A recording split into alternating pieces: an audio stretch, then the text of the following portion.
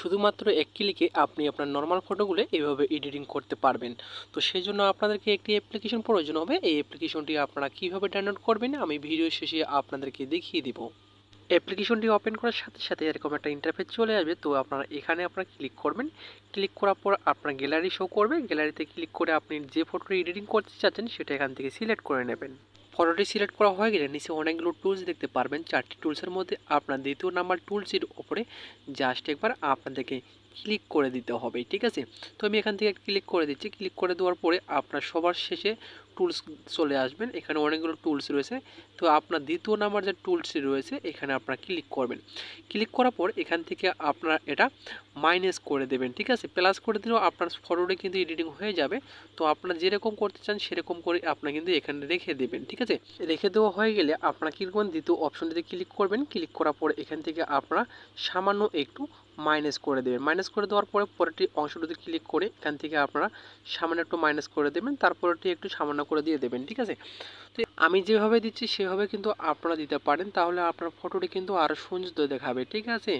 তো এখান থেকে আমি একটু সামান্য বাড়িয়ে দিলাম। দেওয়ার পরে এখান থেকে দ্বিতীয় যে অপশনটি আপনারা দেখতে পাচ্ছেন এখানে ক্লিক করে এখান থেকে একটু সামান্য একটু কালারটি চেঞ্জ করে নেবেন। তো এখান থেকে আপনারা প্লাস করে দেবেন, 15 থেকে 20 এটার প্লাস করে দেবেন। দেওয়ার পরে লাইট অপশন দেখতে পাচ্ছেন শেষে, এটা আপনারা ক্লিক করে আপনারা একটু লাইট করে নেবেন, ঠিক আছে। লাইট করানো হয়ে গেলে এখানে আপনারা দেখতে পারবেন টিক মার্ক রয়েছে। টিক মার্কে একবার ক্লিক করে দিতে হবে। তারপরে এখান থেকে ফিল্টারের উপরে ক্লিক করবেন। ক্লিক করার পর এখানে লাস্টে চলে আসবেন। আসার পর এখান দ্বিতীয় নাম্বারটি সিলেক্ট করার পর এখান থেকে আপনারা একটু ব্রাইটনেস বাড়িয়ে দেবেন কালারটি, ঠিক আছে। কালারটা বাড়িয়ে দেওয়ার পরে উপরে আপনারা কি করবেন, টিক মার্ক দেখতে পাচ্ছেন, এই টিক মার্কের ওপরে জাস্ট একবার আপনাদেরকে ক্লিক করে দিতে হবে। এখানে কিন্তু সেভ করার কোনো বুদ্ধি নেই, সেজন্য আপনারা কি করতে হবে, এখান থেকে একটি স্ক্রিনশট নিতে হবে। স্ক্রিনশটটি নেওয়ার পরে এখানে আপনার ফটোটি এখান থেকে ক্রপ করে নেবেন। যেভাবে আমি এটা ক্রপ করে নিচ্ছি সেভাবে আপনারা ক্রপ করে নেবেন। নেওয়ার পরে উপরে দেখতে পারবেন একটি সেভ অপশন পাবেন, সেখানে ক্লিক করে এখান থেকে আপনার বেগে চলে আসবেন। বেগে আসার পর আপনারা কী করবেন, আপনাদের ফোন থেকে যে কোনো একটা ব্রাউজার সিলেক্ট করে নেবেন। তো এখান থেকে আমি একটি ক্রোম ব্রাউজার সিলেক্ট করে নিচ্ছি। ক্রোম ব্রাউজার সিলেক্ট করার পর এখানে আপনাদের সার্চ বক্স দেখতে পারবেন। সার্চ বক্সটি ক্লিক করে এখানে আপনাদের লিখতে হবে ব্যাকগ্রাউন্ড রিমুভ। ব্যাকগ্রাউন্ড রিমুভ লিখে দেওয়ার পরে প্রথমে একটি ওয়েবসাইট আসবে, ওয়েবসাইটের উপরে ক্লিক করে এখানে আপনারা দেখতে পারবেন যে আপলোড ইমেজ রয়েছে, আপলোড ইমেজে ক্লিক করবেন। ক্লিক করার পর আপনি আগের যে ফটোটি রয়েছে সেই আগের যে কোলাজ ফটোটি সেটা আপনি এখান থেকে ব্যাকগ্রাউন্ডটি রিমুভ করে নেবেন।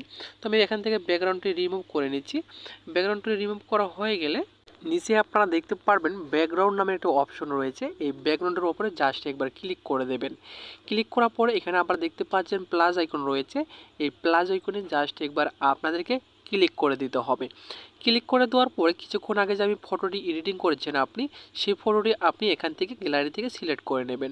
সিলেক্ট করা হয়ে গেলে দেখতে পারবেন আপনার ফটোটি কিন্তু অটোমেটিক কিন্তু এখানে অ্যাডজাস্ট হয়ে যাবে। তো ভিউয়ার্স দেখতে পাচ্ছেন কত সুন্দর একটি ফটো এডিটিং হয়ে গেল। এখন যদি আপনি ডাউনলোড করতে চান সেজন্য কি করবেন, এখানে নিচে দেখতে পারবেন ডান অপশন রয়েছে, এই ডান অপশনে জাস্ট একবার আপনার ক্লিক করে দিতে হবে। ডান অপশনে ক্লিক করে দেওয়ার পর আপনাদের নিচে দেখতে পারবেন যে ডাউনলোড অপশন রয়েছে, এই ডাউনলোড অপশনে ক্লিক করে আপনি ডাউনলোড করে গ্যালারিতে নিতে পারবেন। তো মূলত এই ছিল আজকের ভিডিওটি যদি ভালো লেগে থাকে অবশ্যই পাশে থাকবেন। আবার দেখা হবে নতুন একটা ভিডিও নিয়ে।